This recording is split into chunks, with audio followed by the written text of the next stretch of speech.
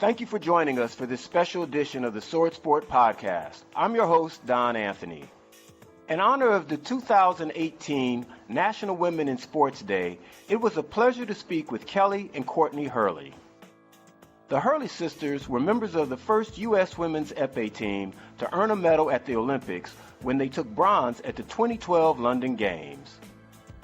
I have known the Hurley sisters for many years, and it has been great to see their growth from juniors to their time competing at the University of Notre Dame to where they are now as highly ranked Epee fencers representing the United States national fencing team. Due to a scheduling mishap on our part here at Swordsport Podcast, Courtney Hurley couldn't join us until midway through the interview, so her sister Kelley soldiered on without her to start. I had a wonderful time speaking with the Hurley sisters, and I hope you enjoy this special episode as we salute women participating in all sports across the country in celebration of National Women in Sports Day.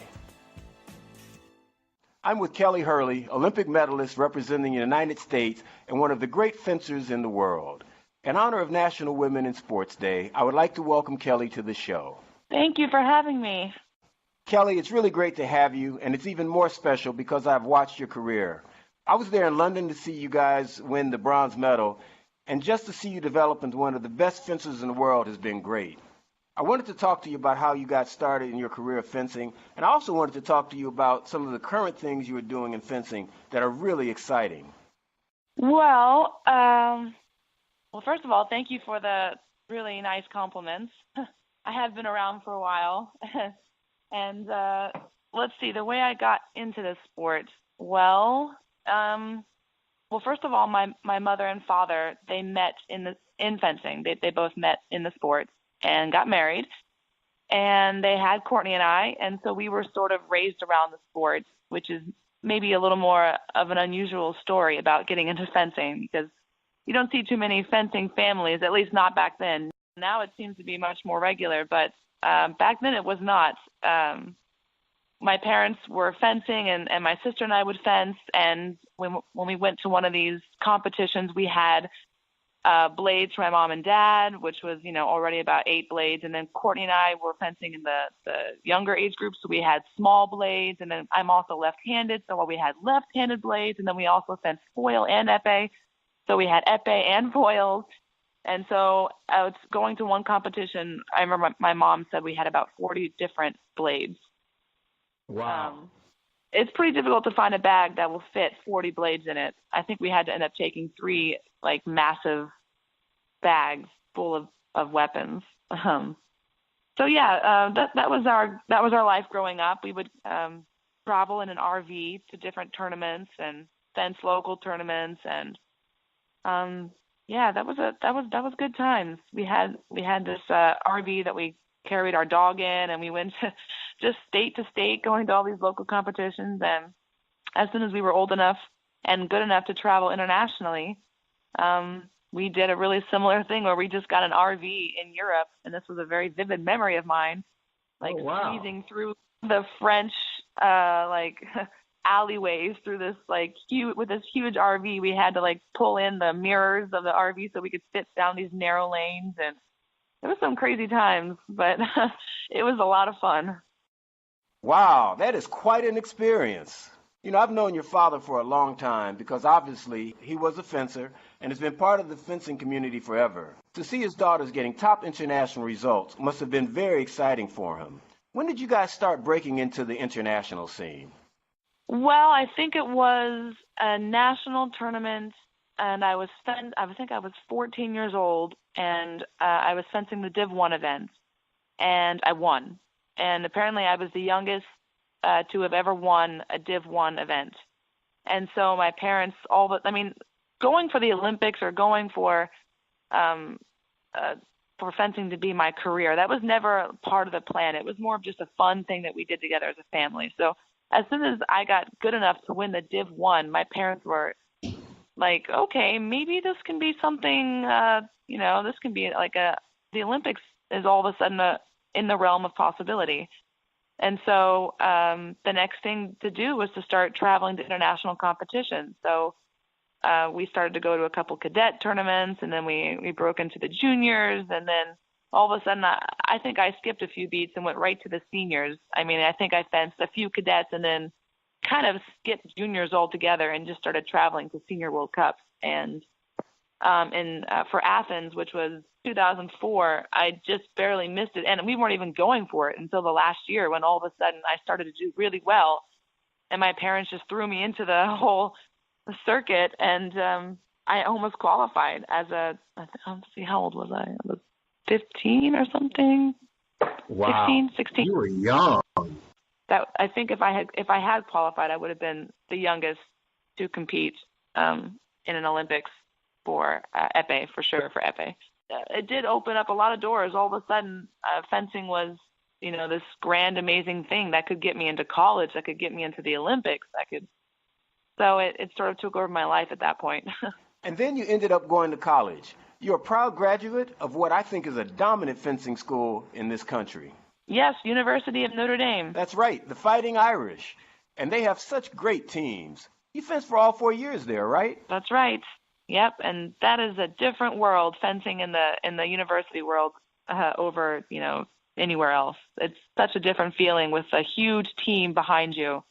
It's crazy. So now that you've gone through the college ranks and you were an Olympian multiple times, what is it like now for you when you are fencing? Well, there's definitely always ups and downs, no matter how much experience I have, how long I've been fencing, no matter what, there's always going to be plateaus, and it's always about what to do to get back out of them, how to bring yourself out of it. And no matter how long you've been fencing, it's always difficult. And so it's really just dealing with that still and trying to always improve, because no matter how good you get, there are people coming up that are better and better and better. And so you're constantly evolving your game. You're constantly trying to learn something new. And that's what makes fencing, to me, that's what makes fencing so exciting, is you're always learning something. And so that's what's kept us in the sport for as long as it has. I mean, Courtney and I are still learning, and, we're I think we've been around longer than anybody else in the sport that are still competing as actively as we are in the international scene. And so, but we're still learning. I mean, there's still things to be learned, and every day I'm trying to get better. So what's it like having your younger sister Courtney on teams with you and training with you? Give me a little idea of what that dynamic is like.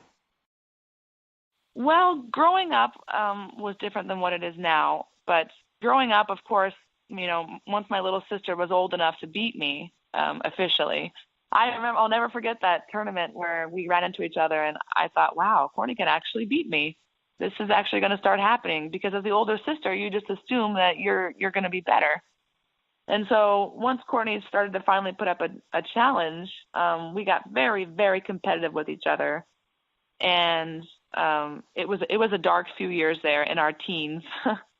But then right around when I went to college, and then Courtney joined me in college 2 years later, because we both went to Notre Dame.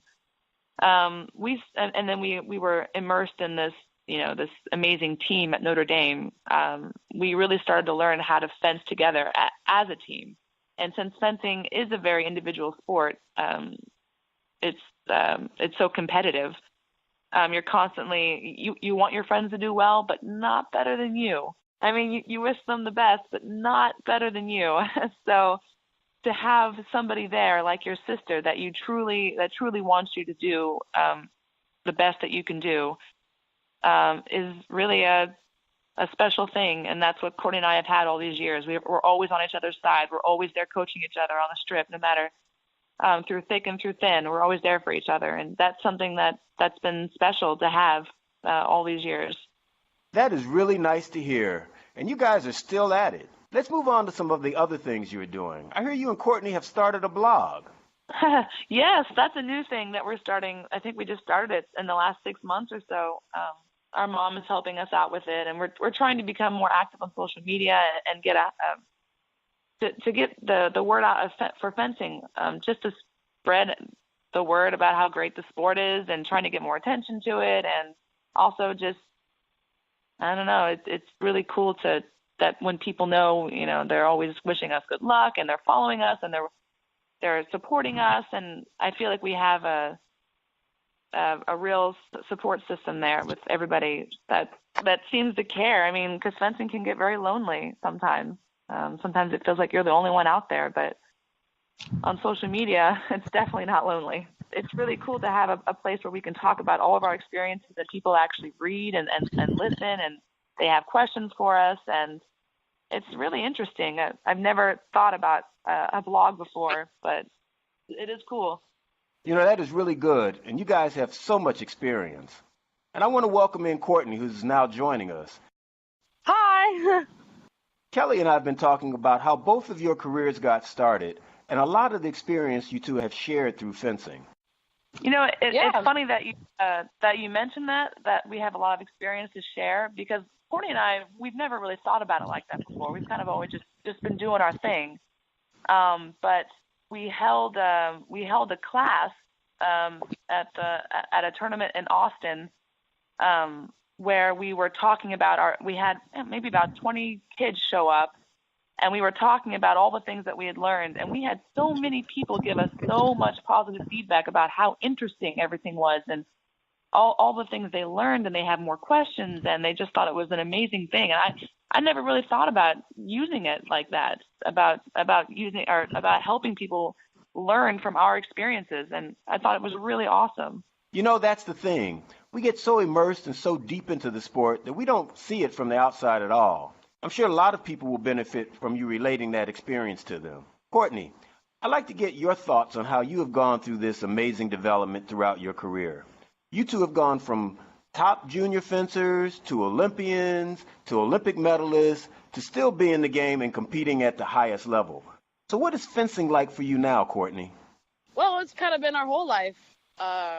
When we were younger, we didn't even realize what it would lead us. We were just kind of having fun, and we didn't realize how good we would become or how much fencing would become part of our lives. We were just kind of having fun, and then we started to realize, we're kind of good, and then all of a sudden we got like scholarships to Notre Dame, and then we were Olympics wasn't even on our mind till like late in the game, so it kind of just popped up on us, and now ever since we've been working towards the Olympic.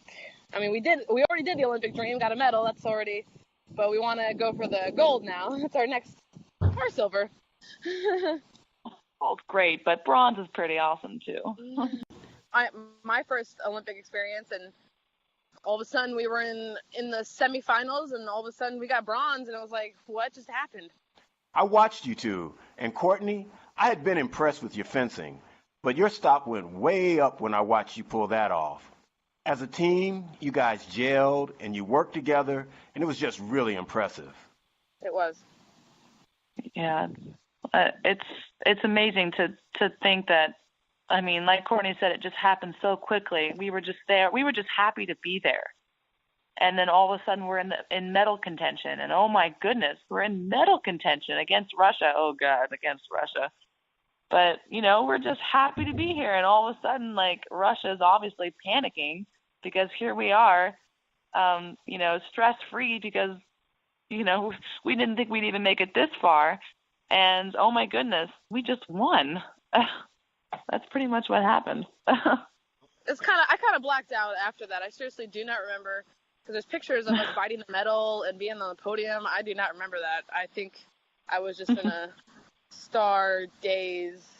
Well, you're allowed. Those are those life experiences that just take so much out of you just to get there. Let's talk a little bit about National Women in Sports Day. I'd like to get both of your perspectives on it, and what does it mean to you? Well, really, my dad was just telling me some statistic about the amount of women that got medals in Rio and even in London, and it's crazy. There's so many of the medals belong to women, and I mean, especially going through like everything that's been happening lately, women are kicking butt, and I mean, it's so empowering, and it's definitely an exciting time to be a woman. And I'm seeing so many little girls that are, looking up to us. And I never really thought of myself as a role model. But when we held that clinic, we had so many little girls come up to us and talk to us and ask us so many questions and say how much they watch us, and their parents were saying that their kids are, always wondering how we're doing, and they follow our adventures on social media. I had no idea that people, especially little girls, really looked up to us, and it was such an amazing feeling. And so now that I'm aware of that, we always try to make sure that we actually get. Yeah, right. There's a few girls that come to my mind that they're so young. I don't even know how they know who we are, but they do. And I know one, especially in Chicago, her parents are always telling me how she's always watching us and keeping track of. And she was actually for London. Was it for London or was it for Rio? For Rio, she held. I think she made bracelets and sold them and to raise money for our Olympic fund. And she raised all this money for us. And we were able to send our parents to the Olympics with us. And it was just wow. It really touched us. Yeah, it really touched us. And that's just something that we'll never forget. I mean, that amount of support from these people. And so, I mean, just knowing that a little girl is looking up to us is so, I'm at a loss for words that what it means. It's just so amazing that I always try to. Yeah, that we can be role models for little girls. It's such a great feeling. Well, you are superstars. The reality is, in our sport, the Hurley girls are big news, big time, and people pay attention. Yeah, we were always just doing our thing. We never really thought about it like that, but I mean, it is. I mean, it's so much. It means so much more now. My first time serving in administration was under Stacey Johnson when she was president. Stacey was an amazing leader, and she's still very active in the sport as the president of the FIA Women's Council. And it's good to see strong women, but also to see strong women with blades. That's a statement into itself. Yes, it is. Do you two plan on doing anything special for National Women in Sports Day? Well, train hard. Yeah, train hard, and we'll probably write a blog post about it.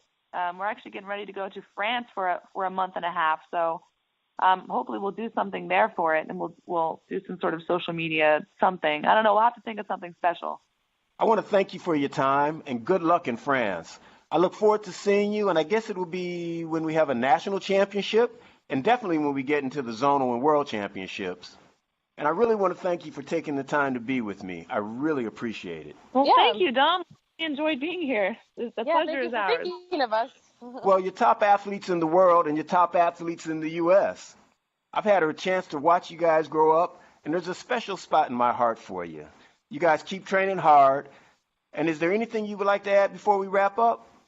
Want to encourage all the women out there to, keep at it and keep doing what they're doing and be united and strong. Be united and strong. There's other women looking up to you, and we all need a positive role model. Thank you, Kelley and Courtney Hurley. It's been a real pleasure having you. Thank you for listening to this edition of the Swordsport Podcast. The Swordsport Podcast is a production of Swordsport.tv and is produced and engineered by myself, Don Anthony, and Rick Lotzenheiser. We would like to give a special thank you to the King Arts Complex and their CEO, Demetrius Neely, for providing us a great space to work from in Columbus, Ohio. To subscribe to the Swordsport Podcast, check us out on iTunes, Stitcher, SoundCloud, and YouTube.